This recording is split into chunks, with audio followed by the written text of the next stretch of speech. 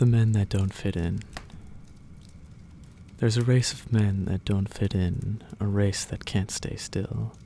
So they break the hearts of kith and kin, and they roam the world at will. They range the field, and they rove the flood, and they climb the mountain's crest. Theirs is a curse of the gypsy blood, and they don't know how to rest. If they just went straight, they might go far. They're strong and brave and true, but they're always tired of the things that are, and they want the strange and new.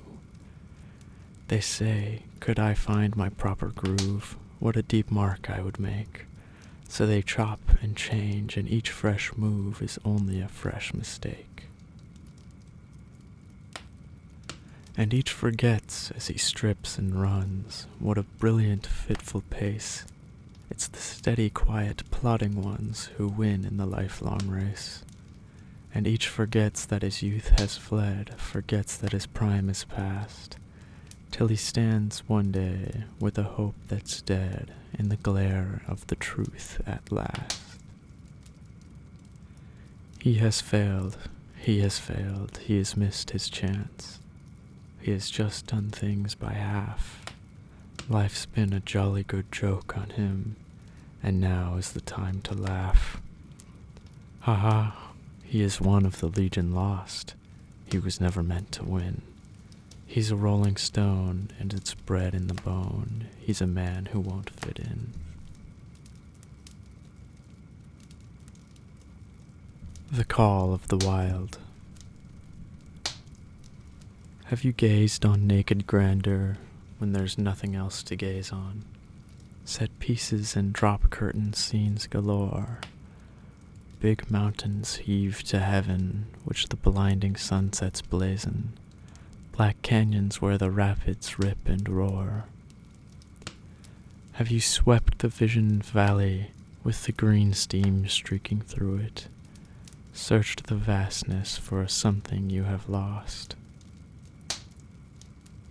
Have you strung your soul to silence? Then for God's sake, go and do it. Hear the challenge, learn the lesson, pay the cost. Have you wandered in the wilderness, the sagebrush desolation, the bunch grass levels where the cattle graze? Have you whistled bits of ragtime tune at the end of all creation, and learned to know the desert's little ways? Have you camped upon the foothills? Have you galloped over the ranges? Have you roamed the arid sunlands through and through? Have you chummed up with the mesa? Do you know its moods and changes? Then listen to the wild. It's calling you. Have you known the great white silence? Not a snow-gemmed twig aquiver. Eternal truth that shame our soothing lies.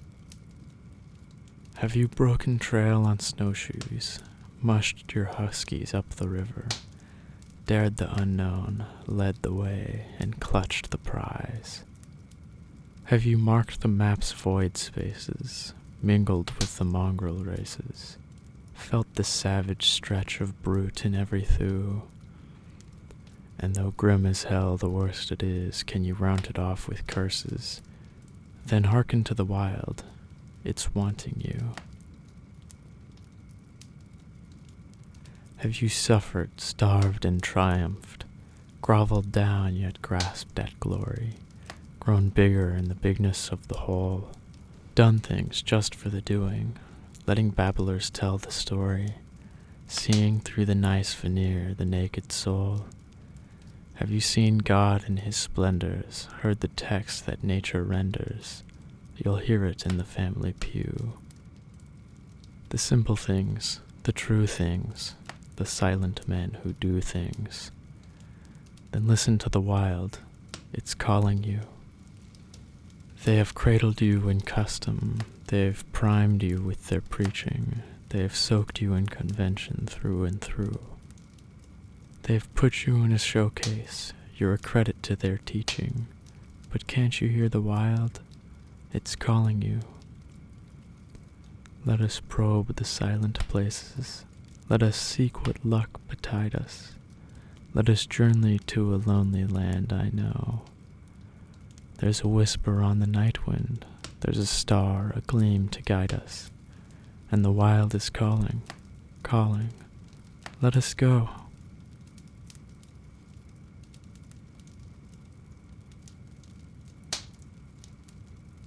The Lone Trail. Ye who know the lone trail fain would follow it, though it lead to glory or the darkness of the pit. Ye who take the lone trail, bid your love goodbye. The lone trail, follow till you die. The trails of the world be countless, and most of the trails be tried. You tread on the heels of many, till you come where ways divide. And one lies safe in the sunlight, and the other is dreary and wan. Yet you look aslant at the lone trail, and the lone trail lures you on. And somehow you're sick of the highway, with its noise and its easy needs, and you seek the risk of the byway, and you reck not where it leads. And sometimes it leads to the desert, and the tongue swells out of the mouth, and you stagger blind to the mirage, to die in the mocking drouth. And sometimes it leads to the mountain, to the light of the lone campfire, and you gnaw your belt in the anguish of hunger-goaded desire. And sometimes it leads to the southland, to the swamp where the orchid glows, and you rave to your grave with the fever, and they rob the corpse for its clothes. And sometimes it leads to the northland, and the scurvy softens your bones, and your flesh dents in like putty, and you spit out your teeth like stones. And sometimes it leads to a coral reef in the wash of a weedy sea, and you sit and stare at the empty glare where the gulls wait greedily. And sometimes it leads to an Arctic trail in the snows where your torn feet freeze, and you whittle away the useless clay and crawl on your hands and knees. Often it leads to the dead pit. Always it leads to pain. By the bones of your brothers ye know it, but oh, to follow your fane. By your bones they will follow behind you, till the ways of the world are made plain. Bid goodbye to sweetheart, bid goodbye to friend. The lone trail, follow to the end. Tarry not and fear not, chosen of the true. Lover of the lone trail waits for you.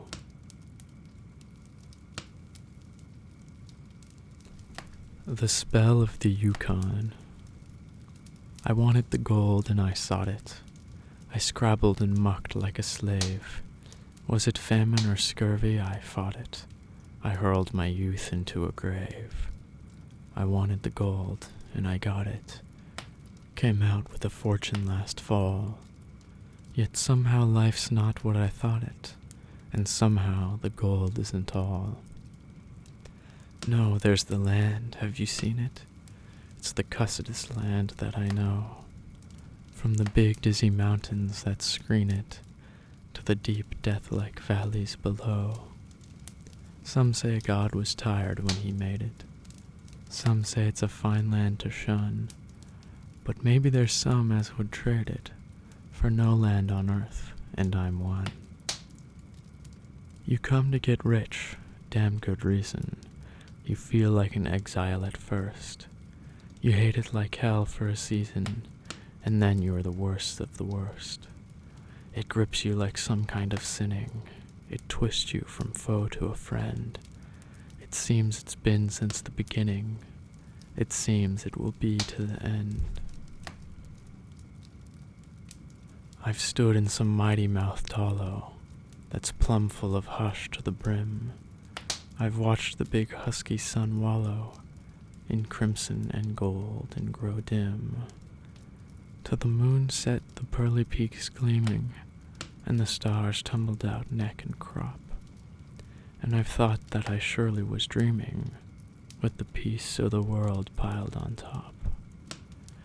The summer no sweeter was ever, the sunshiny woods all a-thrill, the grayling a-leap in the river, the bighorn asleep on the hill, the strong life that never knows harness, the wilds where the caribou call, the freshness, the freedom, the farness. Oh God, how I'm stuck on it all. The winter that brightens and blinds you, the white land locked tight as a drum, the cold fear that follows and finds you, the silence that bludgeons you dumb. The snows that are older than history, the woods where the weird shadows slant, the stillness, the moonlight, the mystery. I've bade 'em goodbye, but I can't. There's a land where the mountains are nameless, and the rivers run all God knows where. There are lives that are erring and aimless, and deaths that just hang by a hair. There are hardships that nobody reckons. There are valleys unpeopled and still. There's a land, oh, it beckons and beckons. I want to go back, and I will. They're making my money diminish. I'm sick of the taste of champagne. Thank God, when I'm skinned to a finish, I'll pike to the Yukon again. I'll fight, and you bet it's no sham fight. It's hell, but I've been there before, and it's better than this by a damn sight. So for me, to the Yukon once more. There's gold, and it's haunting and haunting. It's luring me on as of old. Yet it isn't the gold that I'm wanting, so much as just finding the gold. It's the great big broad land way up yonder. It's the forests where silence has lease. It's the beauty that thrills me with wonder. It's the stillness that fills me with peace.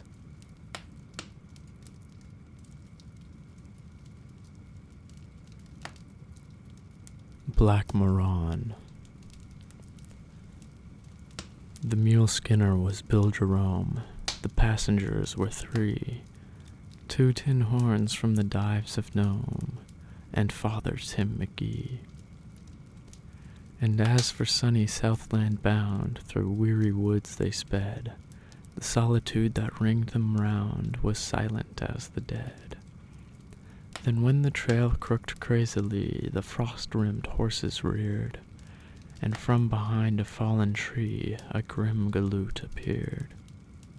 He wore a parka as white as snow, a mask as black as soot, and careless-like weaved to and fro a gun as if to shoot.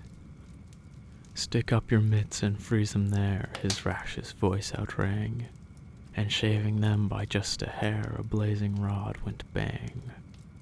The sleigh jerked up to a standstill. "Okay," drawled Bill Jerome. "Could be this guy who aims to kill is Black Moran from Nome."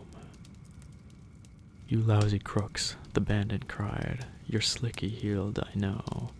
Come, make it snappy, dump outside your booty in the snow." The gambling pair were putty pale, they crimped as if with cold, and heaved upon the icy trail 2 hefty pokes of gold. Then softly stepping from the sleigh came Father Tim McGee, and speaking in his gentle way, "Accept my cross," said he. "For other treasures I have none, their guilty gold to swell. Please take this crucifix, my son, and may it serve you well." The bandit whispered in his ears, "Geez cries, you've got me wrong. I wouldn't rob you, Father dear, to your church I belong." Then swiftly striding to the sleigh, he dumped the gold back in, and hollered, "On your knees and pray, you lousy sons of sin." "Praise God," said Father Tim McGee, "he made you restitution, and if he ever kneels to me, I'll give him absolution." "I'll have you guys to understand," said Driver Bill Jerome, "the squarest gunman in the lands is Black Moran from Nome."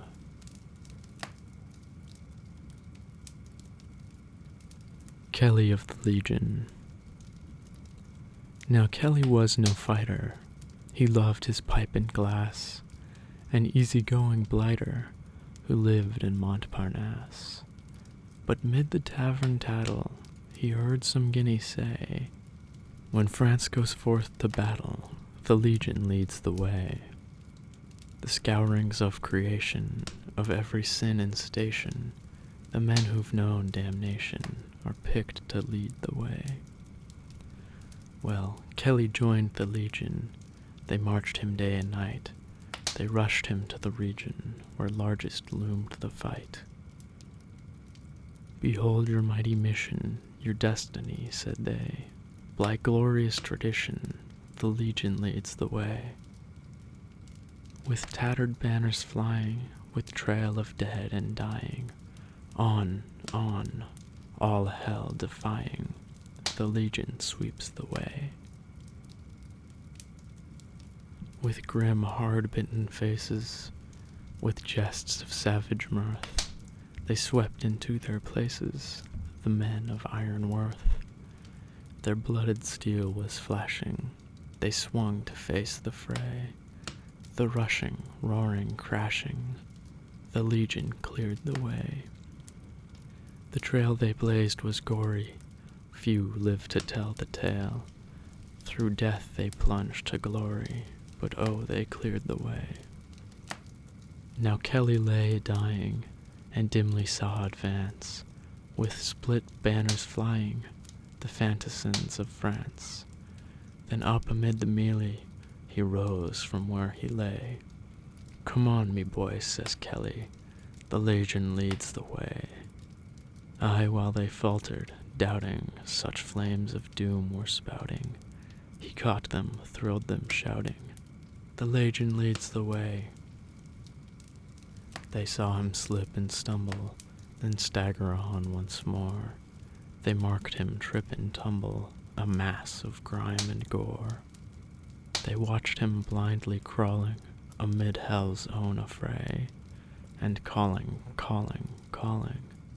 the Legion leads the way. And even while they wondered, the battle rack was sundered. To victory they thundered, but Kelly led the way. Still Kelly kept a-going, berserker-like he ran, his eyes with fury glowing, a lion of a man, his rifle madly swinging, his soul athirst to slay, his slogan ringing, the Legion lays the way.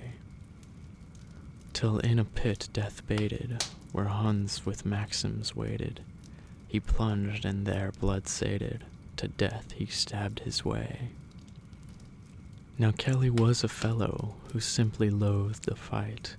He loved a tavern mellow, grog hot, and pipe alight. I'm sure the show appalled him, and yet without dismay, when death and duty called him, he up and led the way. So in Valhalla drinking, if heroes meeking, shrinking, are suffered there, I'm thinking, 'tis Kelly leads the way.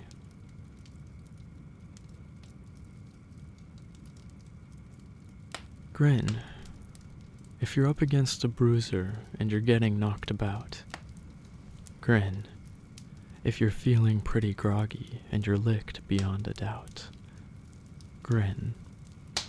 Don't let him see you're funking, let him know with every clout, though your face is battered to a pulp, your blooming heart is stout. Just stand upon your pins until the beggar knocks you out, and grin. This life's a bally battle, and the same advice holds true, of grin. If you're up against it badly, then it's only one on you, so grin. If the future's black as thunder, don't let people see you're blue. Just cultivate a cast-iron smile of joy the whole day through. If they call you Little Sunshine, wish that they'd no troubles too. You may grin. Rise up in the morning with the will that's smooth or rough, you'll grin. Sink to sleep at midnight, and although you're feeling tough, yet grin. There's nothing gained by whining, and you're not that kind of stuff. You're a fighter from a way back, and you won't take a rebuff. Your trouble is that you don't know when you've had enough. Don't give in. If fate should down you, just get up and take another cuff. You may bank on it that there's no philosophy like bluff. And Grin.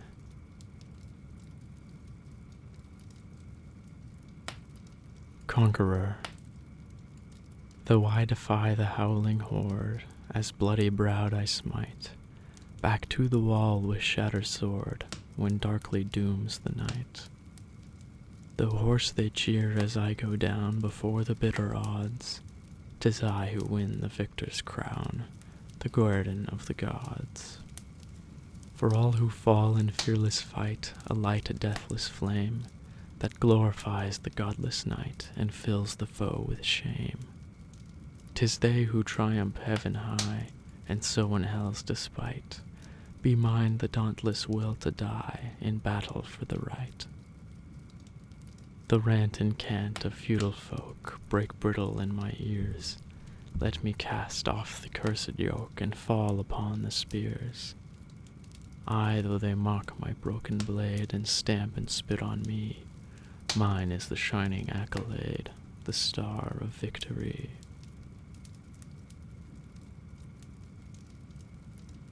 Bill the Bomber.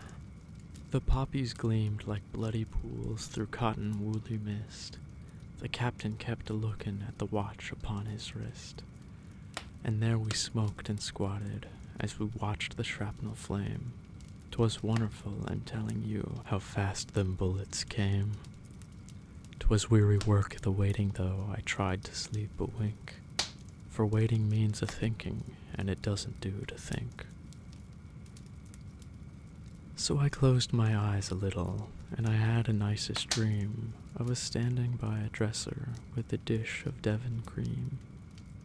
But I hadn't time to sample it, for sudden like I woke. "Come on me lads," the captain says, and I climbed out through the smoke.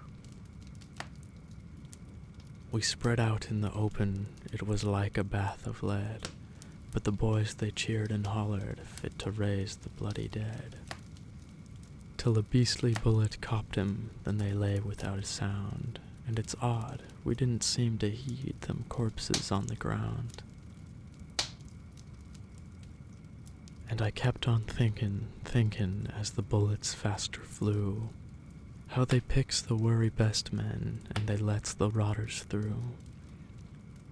So indiscriminatin' like, they spares a man of sin, and a rare lad's what's a husband and a father gets done in.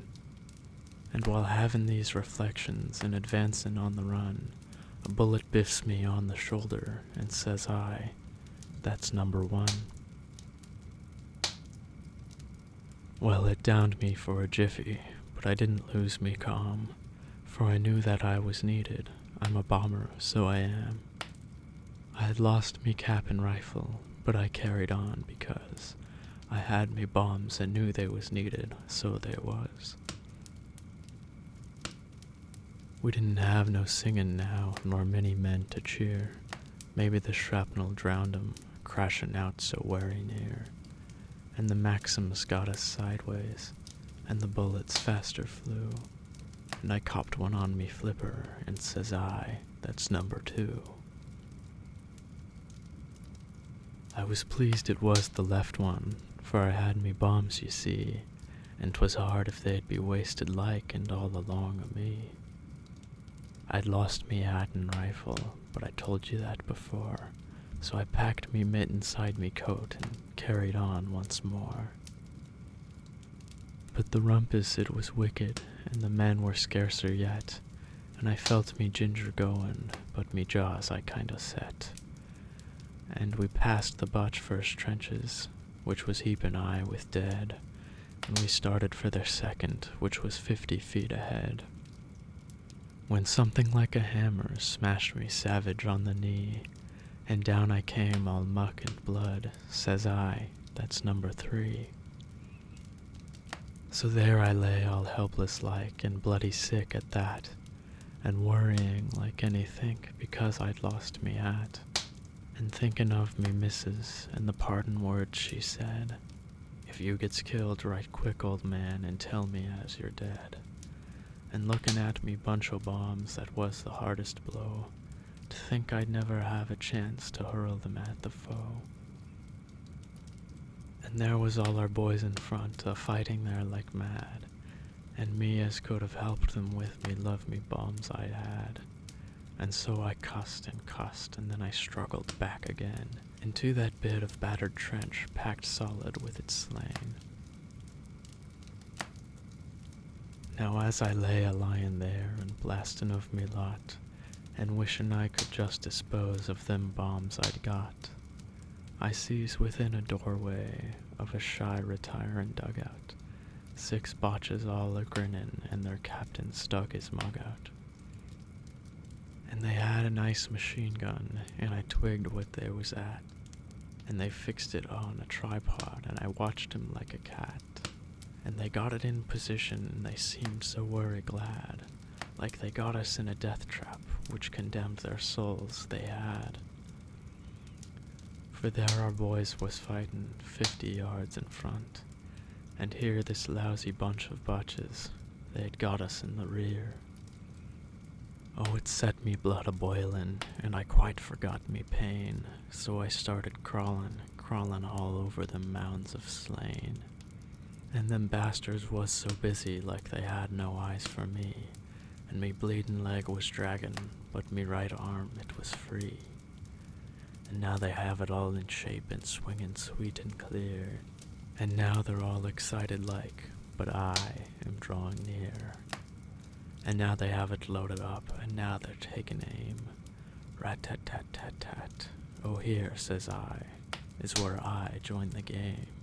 And my right arm it goes swinging, and a bomb it goes a-slinging, and that typewriter goes winging in a thunderbolt of flame. Then those botches, what was left of him, they tumbled down their hole, and I climbed up a mound of dead, and down on them I stole. And oh, that blessed moment when I heard their frightened yell, as I laughed down in that dugout, ere I bombed their souls to hell. And now I'm in the hospital, surprised that I'm alive. We started out 1,000 men, we came back 35. And I'm minus of a trotter, but I'm most amazing gay. For me bombs they wasn't wasted, though you might say, thrown away. Stowaway. We'd left the seagulls long behind, and we were almost in mid-ocean. The sky was soft and blue and kind. The boat had scarcely any motion, except that songfully it sped, and sheared the foam swift as an arrow. There fluttered down a city sparrow. I stared with something of surprise. The apparition mocked my seeming. In fact, I gently rubbed my eyes and wondered if I were not dreaming. I mused at Montreal, have hopped aboard somewhere to nestle, and failed to hear the warning call for visitors to leave the vessel. Well, anyway, a bird it was, with winky eyes and wings a-twitter, unwise to migration laws from Canada, a hardy flitter. And as it hopped about the deck, so happily I wondered whether it wasn't scramming from Quebec for London's mild and moister weather. My rover's heart went out to it, that vain vivacious little devil, and as I watched it hop and flit, I hoped it would not come to evil. It planned above the plangent sea, a foolish flight, I'd never risk it. And then it circled back to me, and from my palm picked crumbs of biscuit. Well, voyages come to an end. We make them with that understanding. One morn I missed my feathered friend, and hope it made a happy landing. Oh, may she ever happy be, it 'twas a she with eggs to sit on, and rest on our side of the sea, a brave, brown, cheery, chirping Briton.